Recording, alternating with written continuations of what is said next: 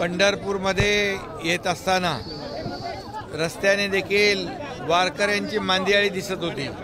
सगळीकडे दिंड्या पालख्या एक पूर्णपणे पांडुरंगाचंच वातावरण सगळीकडे होतं। निळोबा रायाच्या पालखीचं दर्शनही झालं, त्या पालखीत चालायचं योग आला, संधी दिली आणि आता इथं आल्यानंतर पाहतोय की खूप मोठ्या प्रमाणावर वारकरी आहेत। इथं सर्व सोयी सुविधांचा आता आढावा आम्ही घेतोय, पण येत असताना बघितलं स्वच्छता खूप चांगली आहे। आपण बैठका घेतल्यात आणि आपण त्यांना सगळ्यांना प्रशासनाला सूचना दिल्यात।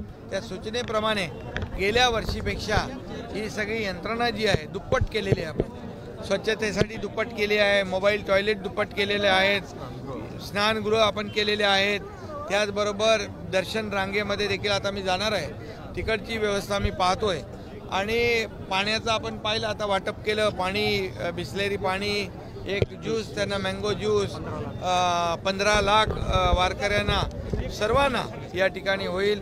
त्याचबरोबर कुणाची तब्येत खराब झाली वारकऱ्याची तर त्याला ICU केलेला आहे, त्या ICU मध्ये त्यांचा उपचार आहे। आरोग्य शिबिर 4 ठिकाणी आपण केलेत।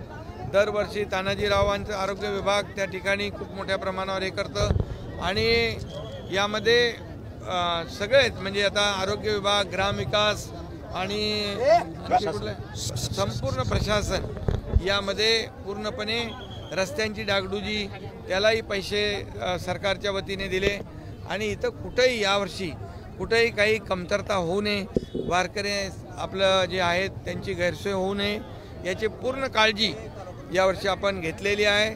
त्याचं नियोजन काय आहे तेही मी आता आढावा घेतोय। वारकऱ्यांना यावर्षी दिंडीला आपण 20,000 रुपये तेही आपण दिलेले आहेत अनुदान, तेही त्याचाही निर्णय घेतला आणि मला वाटतं ते जमा झाले।